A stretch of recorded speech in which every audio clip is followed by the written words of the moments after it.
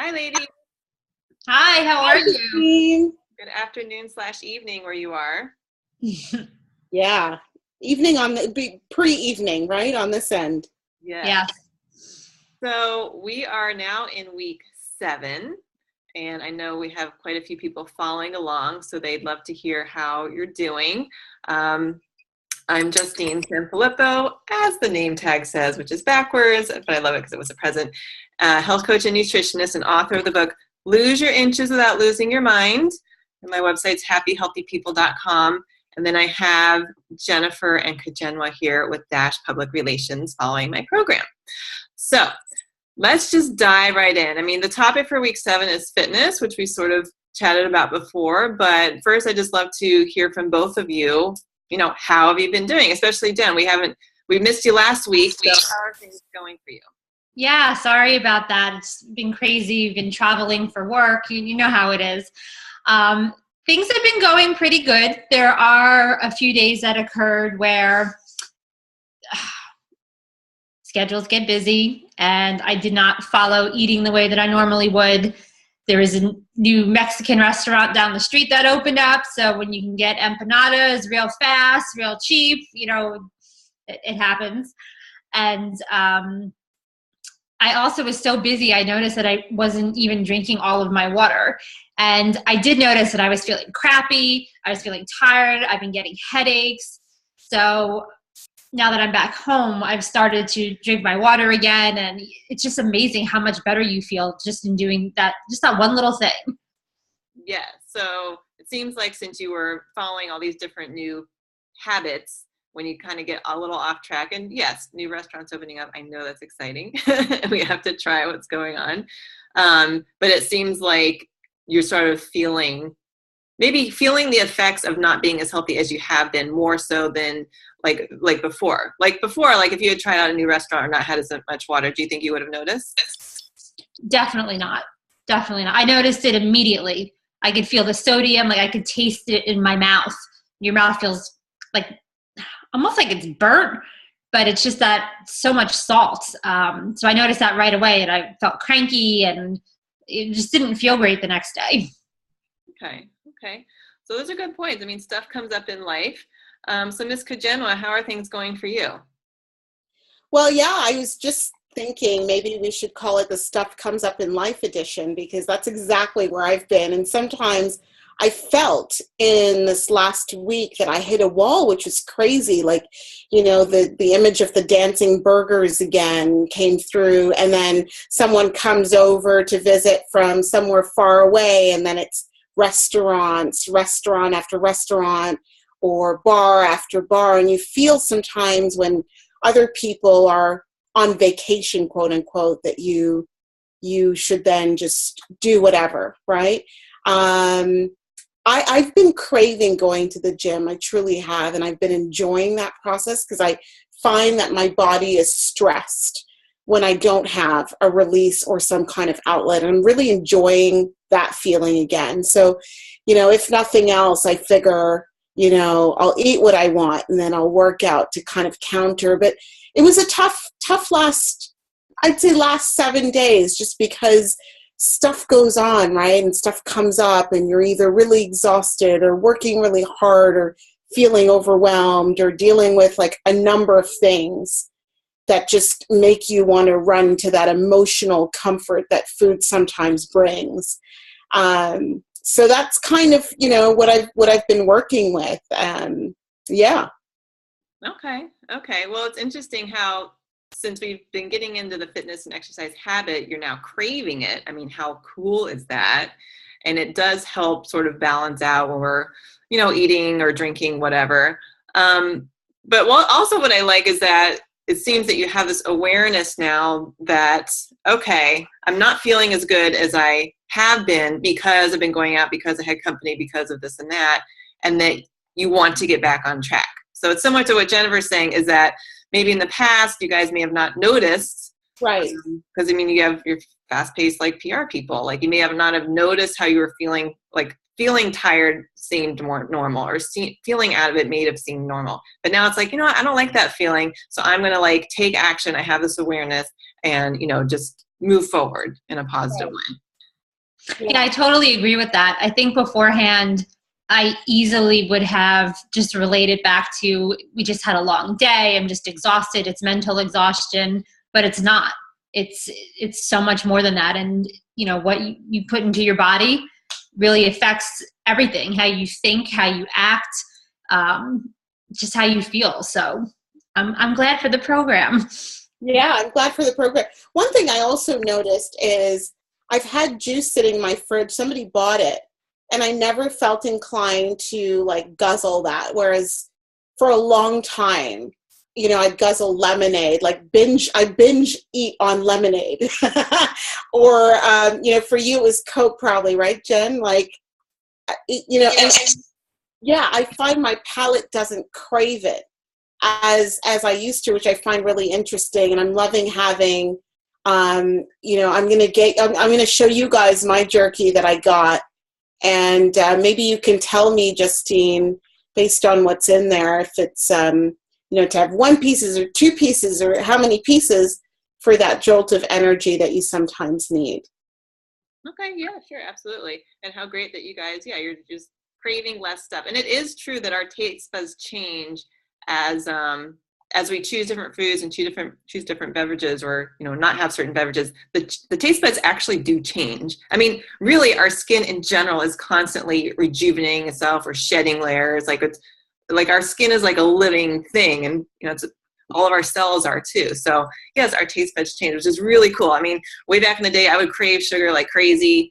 I mean, I would drink soda, and then I switched to like diet soda, and I can never understand why diet soda made me so hungry afterwards. But now if I have a sip of like a soda or like a candy I would have normally eaten the whole package of, I'm just like, oh, I have to go brush my teeth now. Like I can feel it. You feel the sugar like chipping out your enamel. It's so nice. It's like rotting away instantly. Yeah. Okay, Justine. Well, I have my bag of tricks, right, that I have now, like based on your recommendations. You're going to tell me, you're going to grade it. Okay, so this one we use with yogurt. Sometimes we make some yogurt and then we throw this guy in there and then some blueberries on top. And it's the Kind Healthy Grains Maple Quinoa Clusters with chia seeds. Okay, so on the back, the main thing I usually look at is protein. So we have like a couple grams of protein. I also look at fiber and sugar. Can you just read me what the fiber is and the sugar is per serving? Sure thing. So dietary fiber, it says, is 2 grams for a 1/3 cup. And then sugar? And then sugars is 6 grams. Okay, so overall that's not that bad. So if I'm looking at sugar, I aim for 10 grams or under 10 grams ideally, because 4 grams equals 1 teaspoon of white sugar. Okay. I wish the protein was a little bit higher. So maybe I'm just trying to figure out, like if you mix that in like some plain Greek yogurt, that would be a great way to get a lot of protein, because there's about 14 grams per serving of Greek yogurt. So, I mean, but yeah, the fiber, yeah, it could maybe have a little bit more fiber, but in general, that seems like a pretty good option. Cool. Sounds like a B+. I'll give it, yeah, like, you know, I'll give it an A-. Oh, okay. So, and then this is based on your recommendation, the Matador beef jerky. And you can see the little medallions in there. And then here are the nutrition facts at the back. Okay, so on jerky, it's a little tough to read just because it's red. I always mainly just look at sodium. So can you please tell me what the sodium is on there? The sodium on that is 670 milligrams for 1 serving size. I guess it's 1 ounce. Is that one of these little things, or? Yeah, it's probably just like a couple, maybe 2 or 3 medallions. So 600 some milligrams of sodium is a bit high when I'm looking at stuff. In general, for the whole day, someone should have a max of 2,300 milligrams of sodium. This is just the general recommendation by the government or the powers that be. That's a lot of sodium. If someone's concerned about blood pressure, it needs to be like 1,500 milligrams or less. So like having jerky with just sticking to the 1 portion, that would be at least 1/3 of the sodium for the day. And then just thinking about other foods that we have, it could add up pretty quickly. So when I look at a sodium on a label, like especially lunch meat is really a challenge to find something that's low. And like smoked salmon, I love it, but it's crazy. It's like 700, 800, 900 milligrams of sodium. So it's like I have a very few and far between. And then my eyeballs are always like everything's so puffy the next day, but I really like it. Anyway, so I aim for about 350 milligrams or less per serving when I'm looking at the sodium on a label. So you may be able to find more of a low sodium version.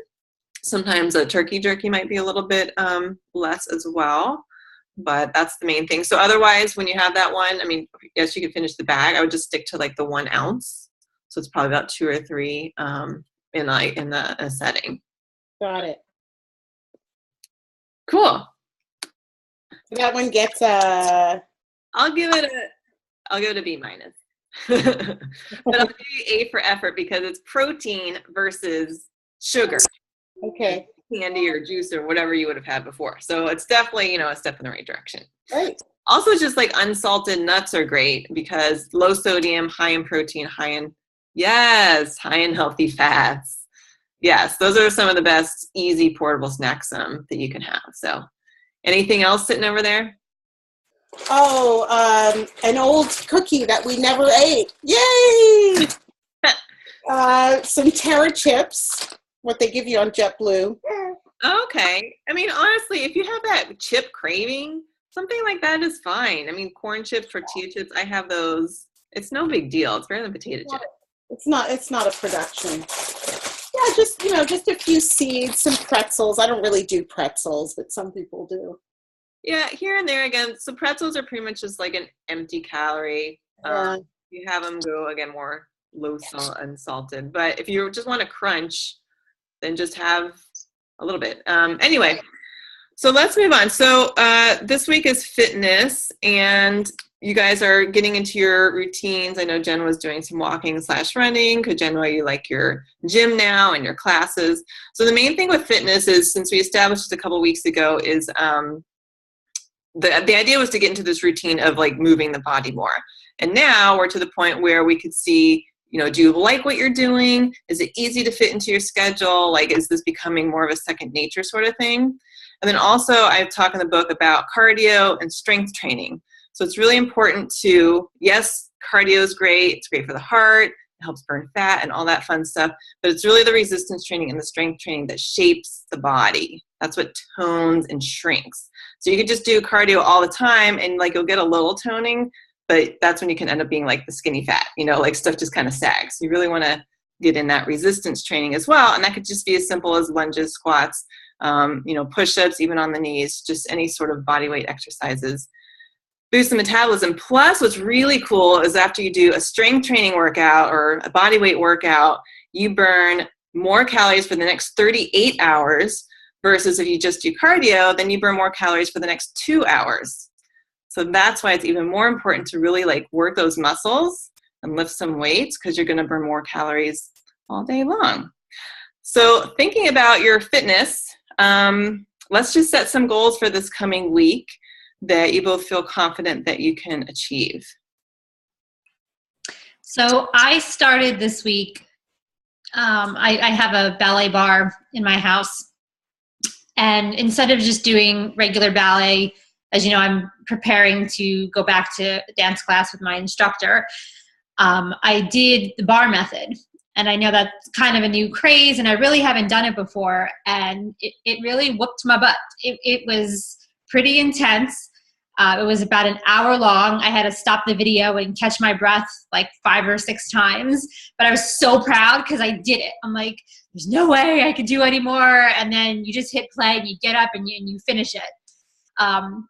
So the one thing I noticed, which was unexpected, was that my muscles could keep up, but I was getting winded.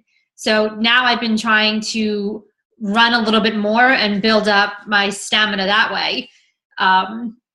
And it's been a challenge. I take my little dog. He can run faster than me. I look like Phoebe from Friends. I run like this. Like, it's not attractive, but that's what I'm really going to be working on more this week, is to try to get a little more distance along with the bar method, because it is strength training in many different ways. If you're not familiar with it, I definitely suggest taking a look at it. if you have TV like on demand, there's even some free videos that you can do just to try it out on those networks as well.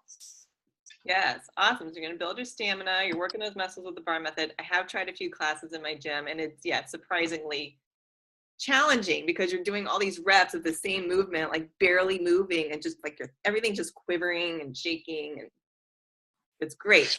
Those are great. It's great. See, I love it though. Those muscles, it brings me back to when I was 18 years old, and like I love that soreness in those areas the next day. Yeah, very good. All right, Ms. Kajana, what are your goals for this coming week? I'm with you on that one, Jen. I love the soreness the other day. So I have been doing a lot of bench pressing at the gym. So I'm really focusing on inner thighs and also on, I don't know what the machine's called. You kind of hoist yourself up and then you've got to do knee, like pull-ups almost for my abs, because that's an area that I'm really, really kind of trying to get back in check and to really reduce that tire and get my waistline back is my deal. So I think inner thighs and stomach area is really where my focus is going to be. I've been doing about 20 reps of 4 kind of thing.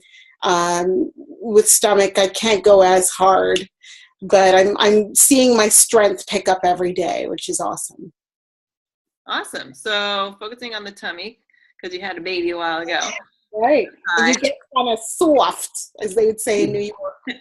What's great about the exercise you're describing is it really works the lower abs. Like little crunches just do the upper 2 little abs, but everything else is the lower abs. So that's what you want to focus on. And then I was going to say, like, as far as working the thighs, yes, do whatever, exercises you found in the gym, but also just plain old squats and lunges. Mm-hmm. Or the Jane Fonda moves, where you're like laying on the ground and you're lifting the one leg up and down. I mean, those things, they work. Yeah.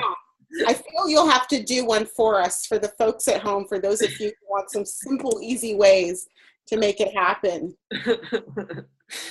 Oh, I probably have some videos somewhere. So, all right, ladies. So very good. We're going to touch base next week with week 8. I'm glad you're both back on track, and we'll touch base soon. Excellent. Sounds good. See you soon. Have a good week. Okay.